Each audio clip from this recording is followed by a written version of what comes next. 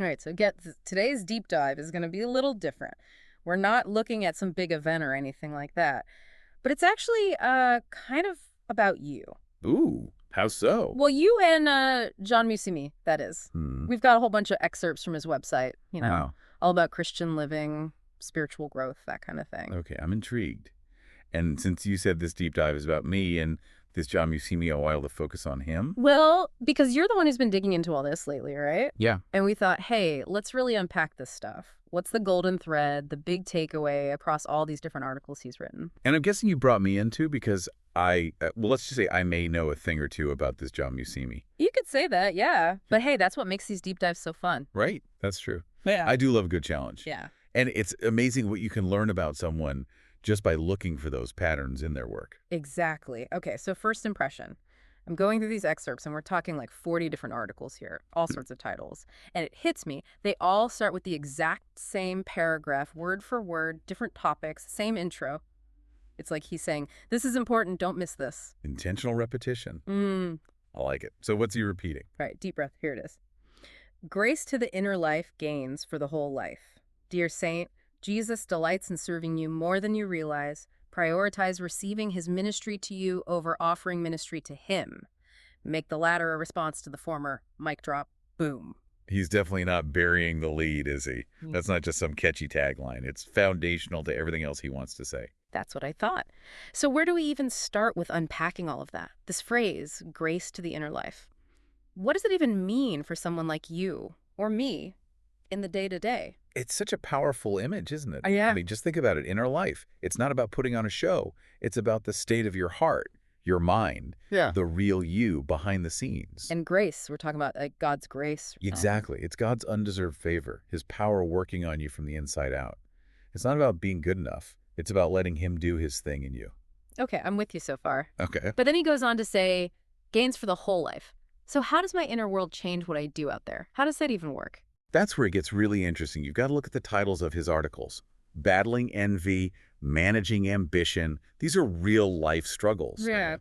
And he's saying the way you overcome those struggles starts on the inside with how you're receiving God's grace. So you're saying if I want to change my life, I need to start with my heart. That's the gist of it. And that totally makes sense, but this next part is what really threw me for a loop. Jesus delights in serving you. I don't know about you, but that almost feels backward to me. Shouldn't I be the one delighting in serving him? What do you make of that? It is kind of funny how we can get so stuck in that mindset, though. Right. Yeah, like it's up to us to earn God's love or something. Exactly. Like we've got to prove ourselves to him. But what if it's the complete opposite? You mean like, what if he just loves to love on us? That's exactly what I mean. What if he genuinely takes joy in pouring out his goodness on us just because we're his? Okay, when you put it that way, it's kind of mind-blowing. But it does make you think about those times when you are trying to do all the right things and you still feel like you're not doing enough. If it's not about earning God's love, then what does it even look like to receive his ministry, like Musimi says? You know, that's such a great question because it's so easy to get caught up in the doing. The receiving part can feel kind of vague. But let me ask you this. What are those quiet moments in your life when you feel closest to God? I'd say it's usually when I'm praying or when I'm reading the Bible, or sometimes when I'm just being still and trying to listen to him. That's it. That's where it starts. Right. Bringing your burdens to him, letting go of the need to have it all figured out. That's receiving. You know, it's interesting. A bunch of these excerpts we're looking at today are actually about prayer. I'm seeing titles like 6 Ways Persevering in Prayer Helps You, Meditations to Help Pray Meaningfully, even one called 2 Snares to Avoid in Prayer. I'm definitely sensing a theme here. You got it.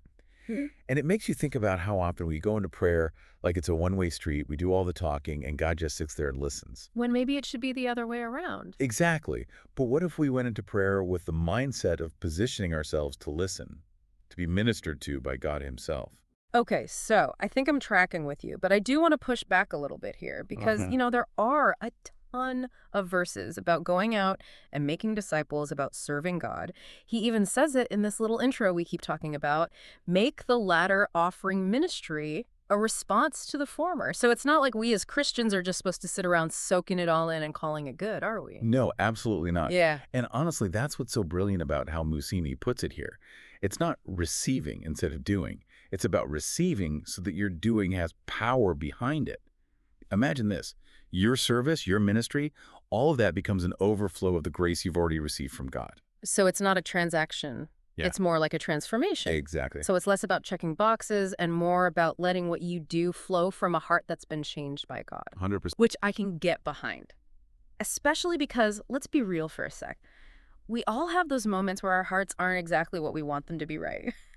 And it's like, how do you square that with being a Christian? It can feel kind of contradictory. That's so true. Which actually makes me think about this little phrase he uses over and over in these excerpts. Dear Saint. Oh, I love that you noticed that. It's such a small thing.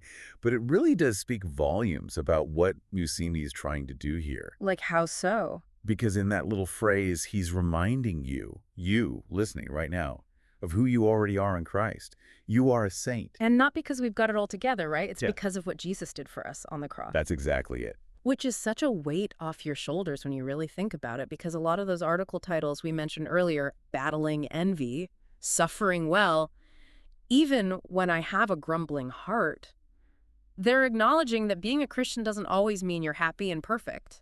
It's so refreshing to hear that, isn't it? Because honestly, we've all got those messy bits in our lives. Oh, yeah, for sure. But what Musimi is saying here is that it's okay to not be okay. You can bring those messy parts to Jesus. You don't have to pretend to have it all together. Because he welcomes us right where we're at. Every single time. Which actually makes me think of this other excerpt that seems really relevant here. How to avoid confusing the faith of others with your own. Because, let's be honest, there's a lot of pressure to look like you have it all together these days. Absolutely. Especially online, right? Yeah. It's so easy to get caught up in comparing your behind the scenes to everyone else's highlight reel. But that's where Musimi's message is so important.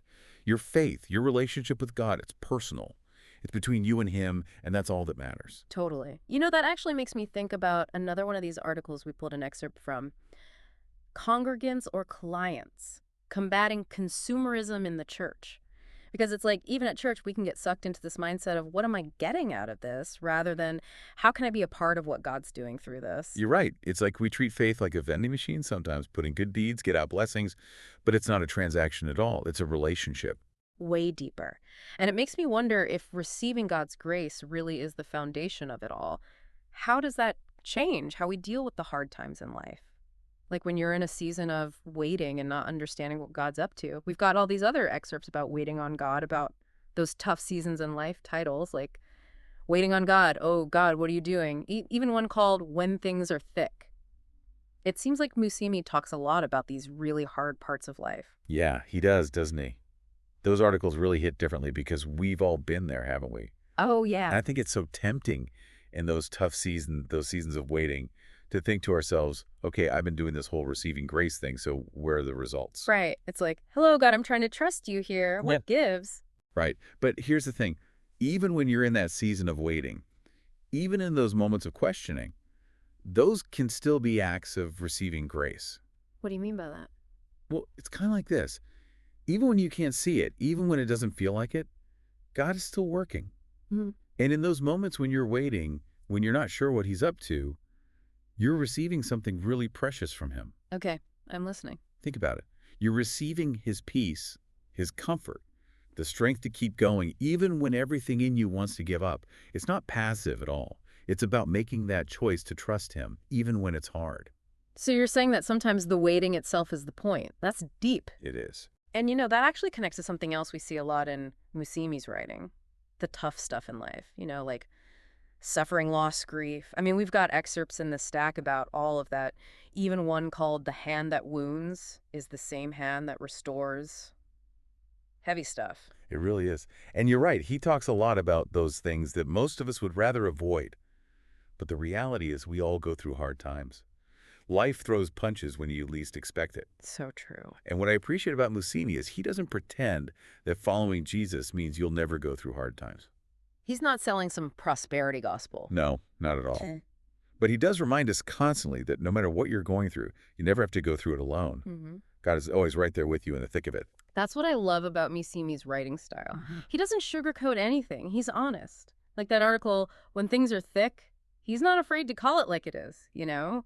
He's not giving you some cheesy pep talk. He's real with you. He acknowledges the struggle, but then he points you back to the source of hope. He's so good at that, right? He Yeah. balances that honesty with encouragement, and it's so refreshing. It's like he's saying, look, this is hard. I know it is BUT. And then he reminds you of who you are, whose you are, and what you're capable of because of God's grace. It's like having a wise friend in your corner, you know? Someone who gets it, who's been there too. Okay, so we've talked a lot about receiving God's grace today, but how do we actually live that out? How do we take all this amazing grace and turn it into something tangible? Well, I think that's where all those other excerpts come in. The ones about overcoming envy, about managing your ambition, even that one called When Two Idols Fall in Love. He's taking all these real-life things that we all struggle with, and he's saying, look, grace changes everything, but you have to let it change you from the inside out. So it's like, okay, God, I'm here. I'm receiving what you're giving. Now what? What do I do with it all? Exactly. And sometimes the bravest, most powerful thing you can do is surrender. Mm. Take those areas where you're still holding on too tight, those patterns. You can't seem to bring those to God and say, okay, I need your help here. That's when true transformation can happen. Which takes us right back to that line from Musimi's intro that we keep coming back to. Make the latter, the doing, the serving, a response to the former, the receiving. It all comes full circle. And that's what I love about this whole concept. Because when you live from that place, when you let your doing flow from a heart that's overflowing with God's grace, it changes everything. It changes how you see yourself, how you treat other people, how you approach challenges. It's not about striving to be a better Christian.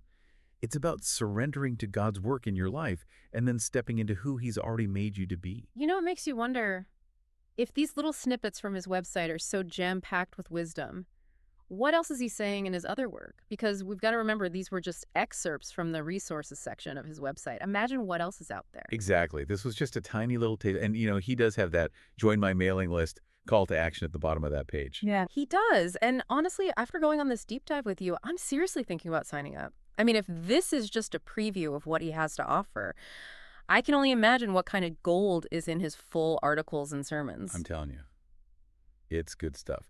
So- And that's the beauty of a deep dive like this. Yeah. It's just the beginning. What resonates with you from what we talked about today? What questions does this spark for you? That's the invitation to keep digging, keep seeking, and keep growing in your faith. I love that. And on that note, we're going to wrap up this deep dive. But hey, keep those questions coming, friends, because we love to dive deep. We'll see you next time.